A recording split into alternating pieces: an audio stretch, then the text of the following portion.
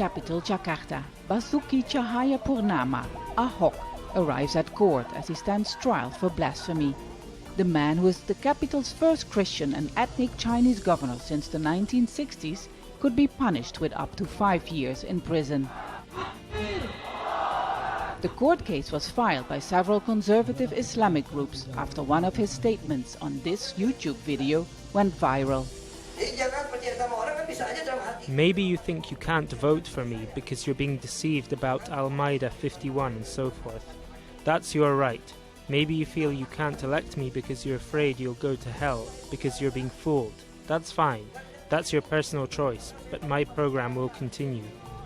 Ahok quoted the Quranic verse Al-Ma'idah 51 while introducing an economic program in a village, as he was worried that his political opponents were trying to discourage people to accept his leadership as a non-Muslim by using this verse. His words took hundreds of thousands to the street, leading to the largest protests seen in Indonesian history. The case against him has divided not only Jakarta, but the country as a whole.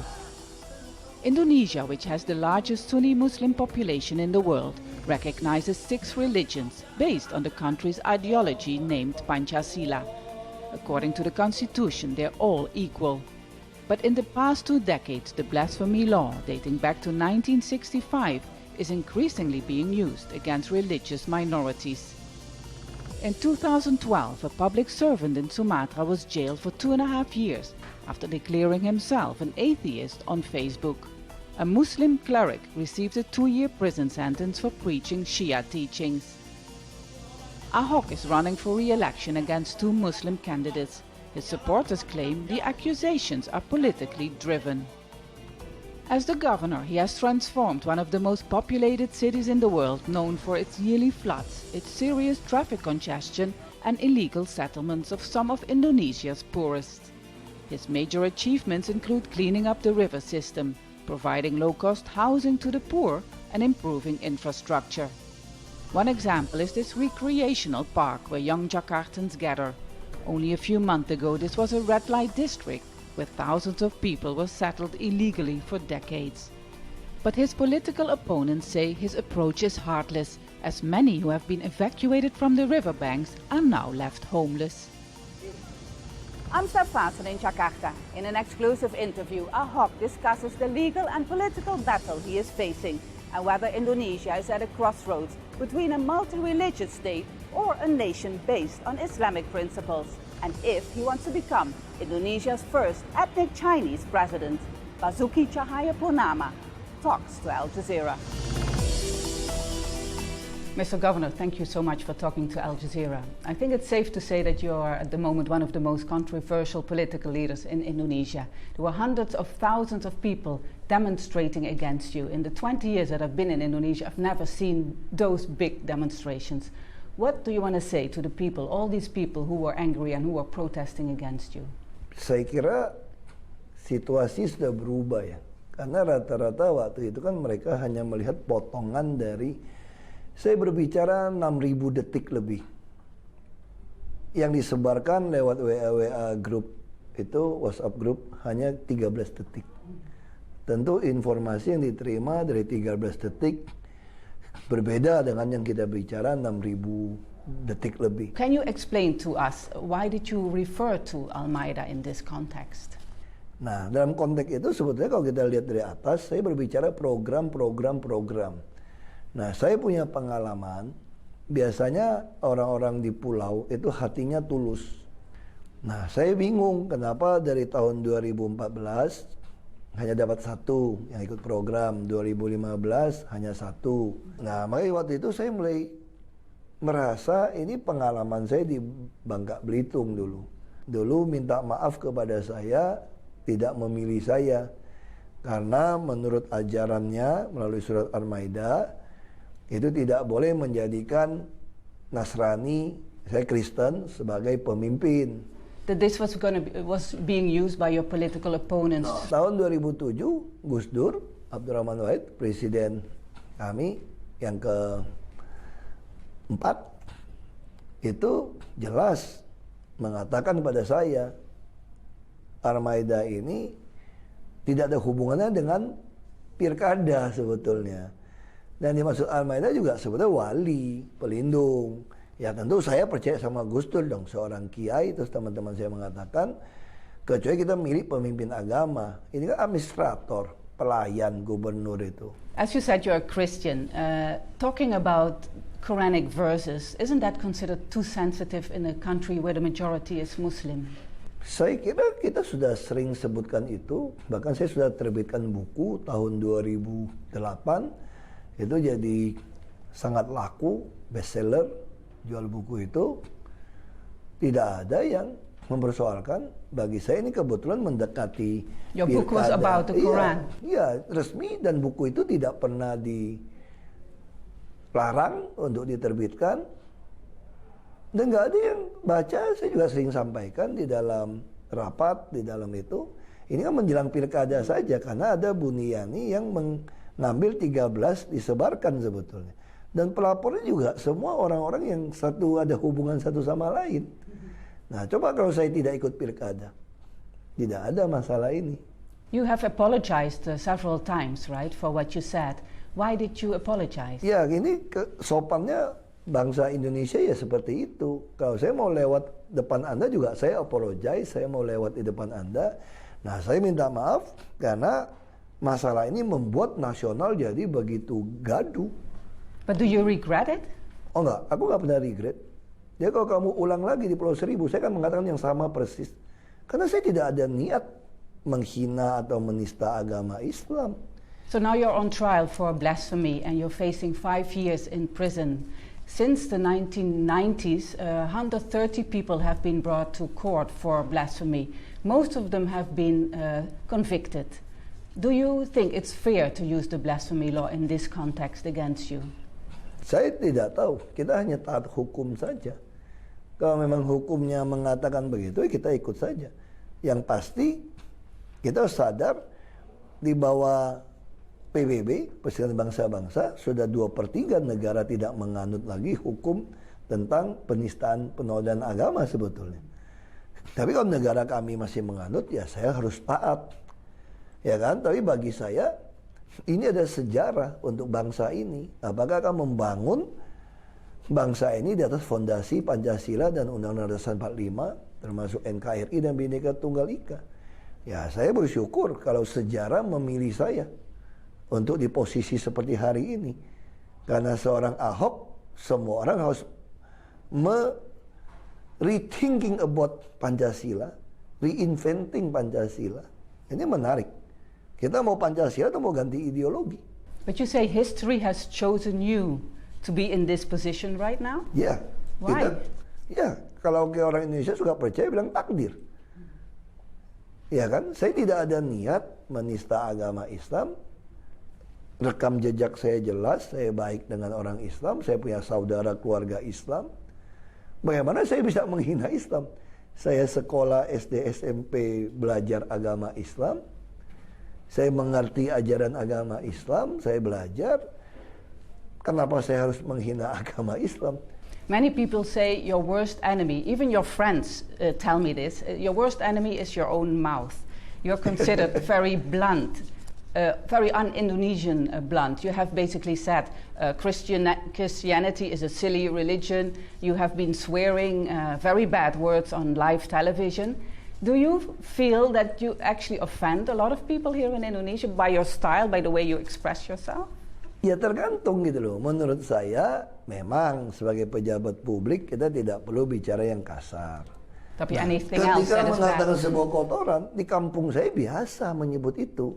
Tapi now you're the Nah, governor di sini of the tidak bisa, capital. kan? Ya sudah, makanya karena Anda menuntut seperti itu, saya sebagai pelayan yang baik, kalau tuannya ingin saya tidak melakukan itu, saya tidak lakukan. Are you aware that you create a lot of enemies because of that? Enggak juga. Kalau bilang create all enemy, saya juga nggak punya pendukung dong.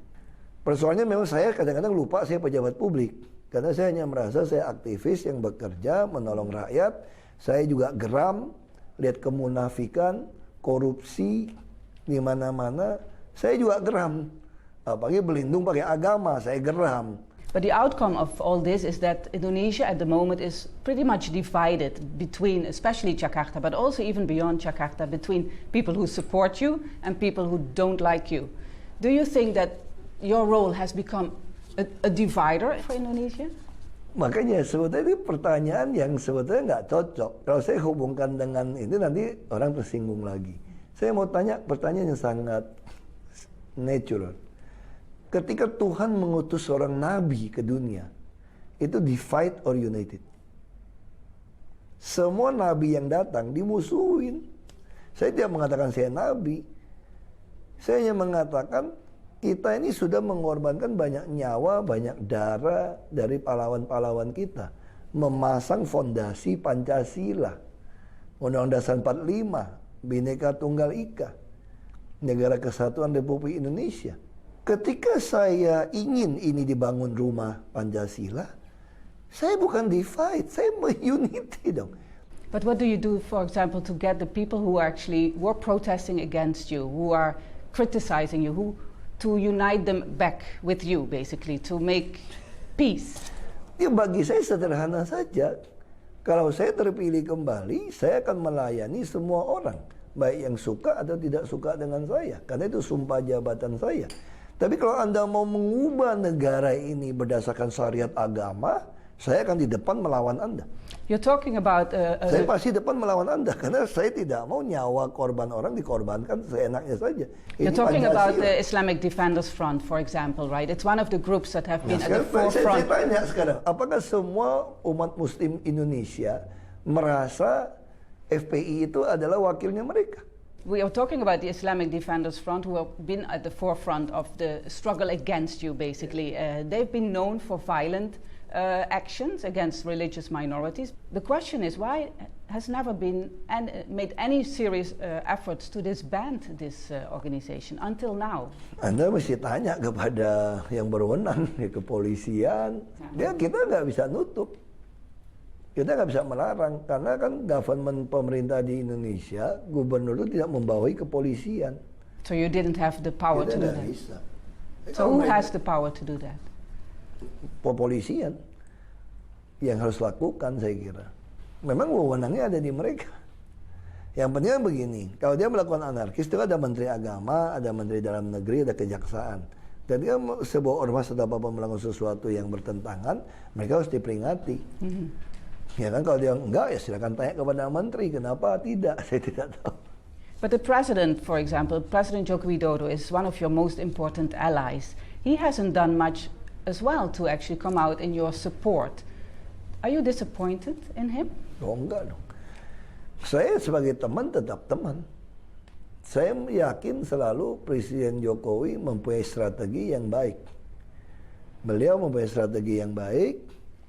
Dia memang tentu dipengaruhi dengan budaya Jawa. What is his strategy? Saya kira strategi orang Jawa jelas ya.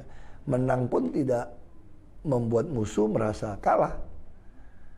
Ya kan, dia menang pun tidak terlalu bereforia. Nah, saya kira beliau sanggup melakukan itu dengan baik. Dan saya percaya kepada beliau. Beliau seorang nasionalis. Beliau akan taat kepada konstitusi dan akan menegakkan konstitusi. Kita bisa lihat belakangan beliau sangat firm. But he hasn't also done anything concrete yet about the Islamic Defenders Front, for example, or to defend religious freedom, religious tolerance, because there's been many cases against religious minorities also since he was the president. I think 194 attacks against religious minorities only in 2015. Don't you think the president should be doing more? Nanti kita lihat saja. Saya kenal beliau kok. Ya kan? You talk to him about this? Ya, kita nggak ada waktu untuk ketemu sekarang.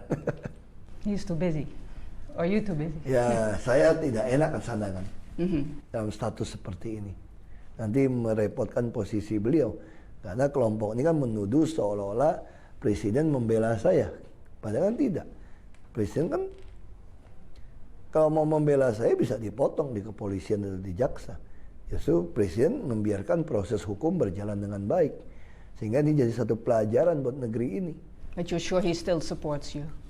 Ya secara pribadi support, tapi secara hukum saya jalanin. Nanti hukumnya akan membuktikan, hakimnya akan membuktikan.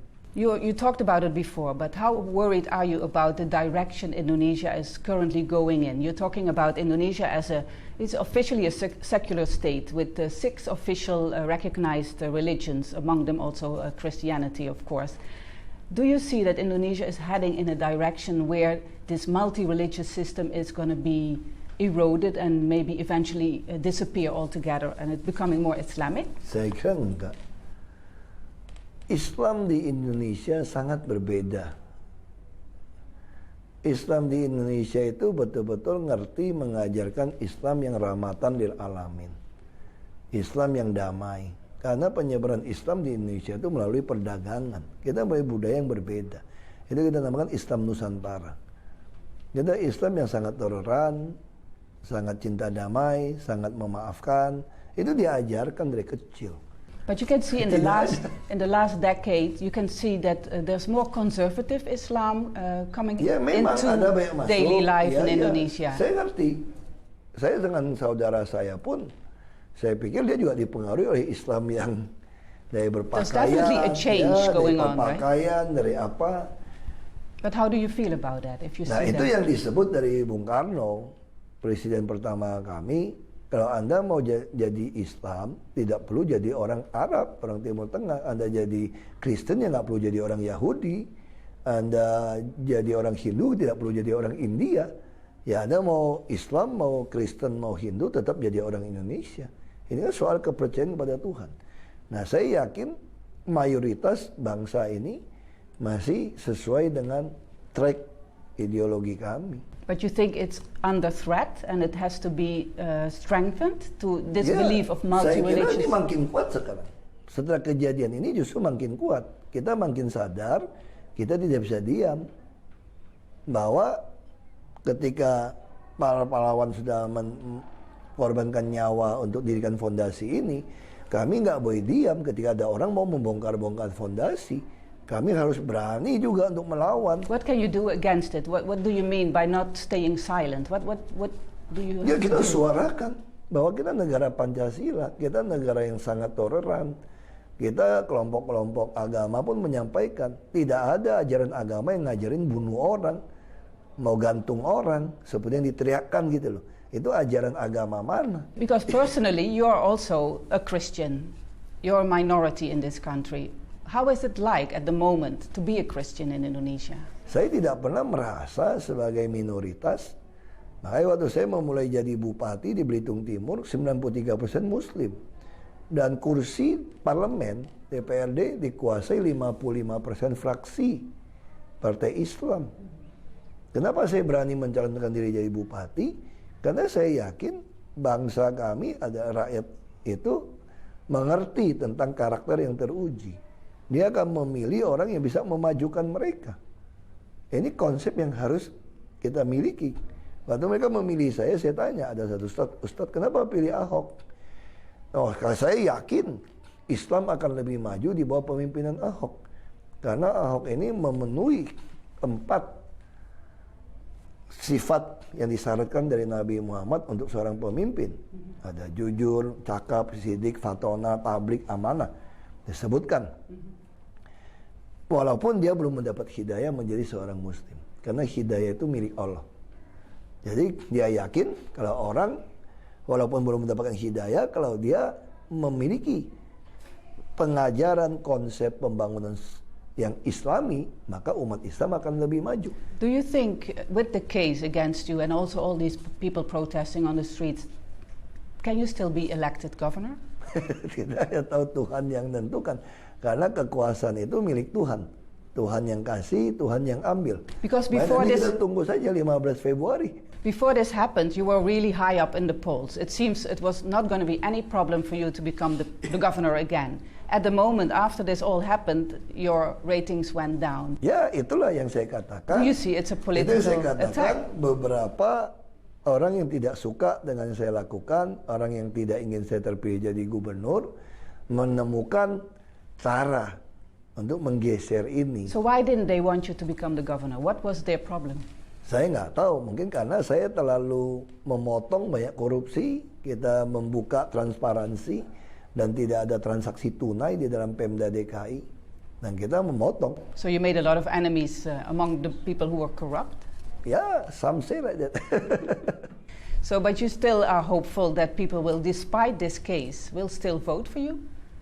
Ya, saya percaya saja kalau nanti kita buktikan di sidang, saksi pelapor banyak yang palsu, dan mereka saling ada berhubungan dengan FPI, tentu masyarakat akan berpikir ulang. So it's all political, you think? The attack against you is political? Kalau kemarin kalau saya mundur, memang ada permintaan, kalau saya tidak mau ribut kasus ini, saya mundur saja dari pencalonan, maka beres. So you didn't think about Saya it? sih tidak ikhlas kalau Jakarta harus ditinggalkan ke orang-orang yang harapkan saya mundur. Why? Why was it, that would be the easiest Ya, option? kenapa hanya karena takut di fitnah kita harus mundur melakukan pekerjaan besar untuk rakyat. You're not only Christian, but you're also ethnic Chinese. A lot of people also in the Chinese community are very worried about the situation right now because there's growing anti-Chinese sentiments. Because some of them say maybe it's better Ahok stands down because it gives us trouble. How do you feel about that?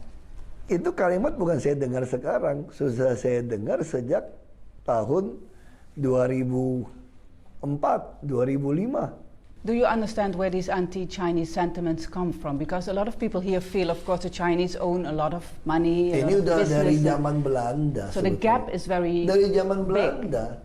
Itu kan pemisahan. Ini memang diteruskan oleh beberapa oknum pemerintah pejabat kita. But do you think you can close that gap between the rich Chinese and the people who feel jealous or envious about? Ya, tugas kami kan mengadministrasi keadilan sosial sebetulnya. Makanya saya sangat sosialis berpikir karena Pancasila itu adalah sosialis kalau kita berpikir. Nah, saya yakin kalau orang bawah ditopang, disubsidi dengan pajak yang orang kaya ini, maka ini akan menghilangkan gap ini.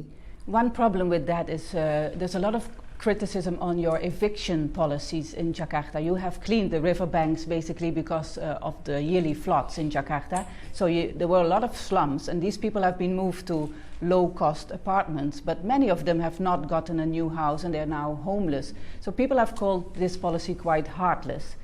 What can you do for these people? How do you kalau data itu respond? nggak betul. Kami tidak mungkin melakukan relokasi sebelum apartemen low-cost apartemen selesai. Jadi tidak benar kalau bilang nggak dapat rumah. Itu adalah orang-orang yang tidak KTP di sini. Tapi kalau dia KTP di sini pasti dia dapat. Not all of them. Not all of them, they don't want. Nah sekarang pertanyaan saya, kalau kamu kita pindahkan ke sana, kamu tidak mau, saya nggak bisa maksa. I heard from some reliable sources that you're nominated to have the Nobel Peace Prize this year. Do you feel you deserve it? Ya, saya juga dengar dari beberapa berita, saya lihat ada website orang bilang Ahok for Nobel gitu ya. Nah, saya merasa sebetulnya saya nggak pantas untuk terima Nobel ini.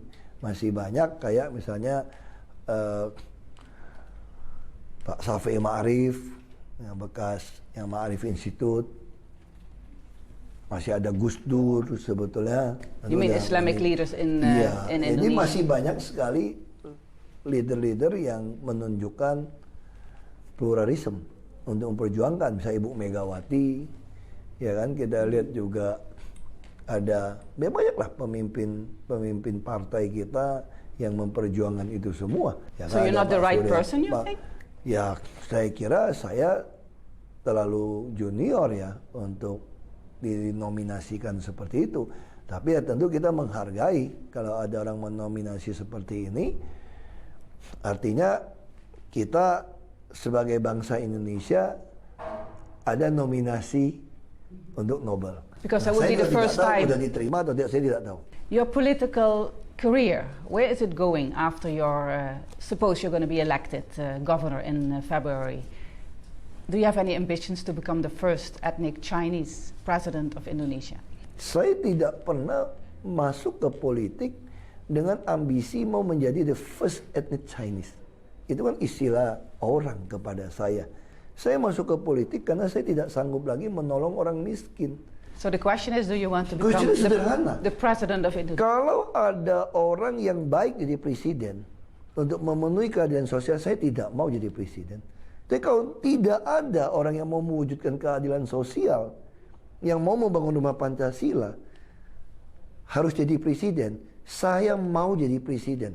Bukan karena sebagai etnis Chinese-nya, tapi dalam rangka untuk mewujudkan keadilan sosial sesuai cita-cita proklamator.